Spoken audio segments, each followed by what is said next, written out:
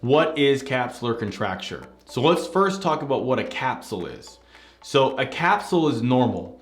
All implants in our bodies develop a capsule. If you have a pacemaker, you have a knee joint, hip joint, anything, any implant in your body is going to develop a capsule. It is what is supposed to happen. It's what we want to happen.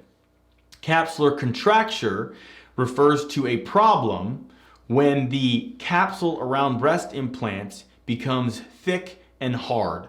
That's capsular contracture. And that oftentimes needs to be treated. How often does it happen? Well, it's hard to say, but long-term studies say that capsular contracture happens at a rate of 2% per year. So the longer your breast implants are in place, the more likely you are to get capsular contracture. Now, all plastic surgeons like to say, oh, none of my patients get capsular contracture, I never see it. But the truth is, most of our patients who get breast implants and breast augmentation don't come see us twice a year for 10 or 20 years. Because we all see a lot of patients who had breast implants placed years ago, decades ago by other plastic surgeons who have developed capsular contracture. So it does happen, and the longer your implants are in, the more likely it is to happen.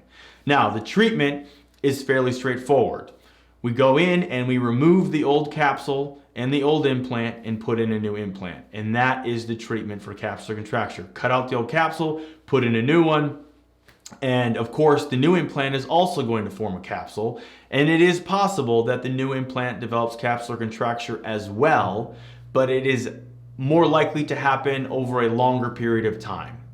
There are some things we can do to reduce the risk of capsular contracture in this setting, but I'm not going to go into that. Just know that it is normal to form a capsule. It is not normal for that capsule to be hard. If it does get hard, the treatment is taking out the implant and capsule and putting in a new implant.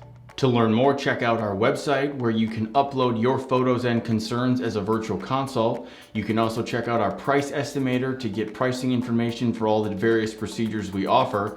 And finally, if you'd like to have your questions answered on a future podcast or Q&A video session like this, please leave a message on our SpeakPipe. You can go to our blog page and our SpeakPipe is located there. Thanks for listening.